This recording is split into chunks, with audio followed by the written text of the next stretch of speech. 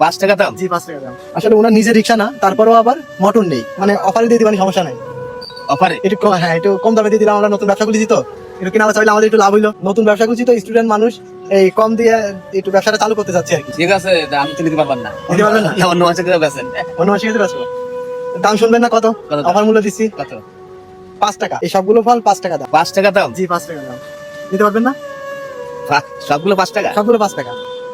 কারণ নিতে পারবেন? আমরা ব্যবসা করতেছি, একটু অফার মূল্য দিচ্ছি, আপনার ইনকাম আছে কম, কাছে নিয়ে আজকে খাওয়াইলেন, আজকে একটু অফার মূল্য দিলাম আপনার জন্য।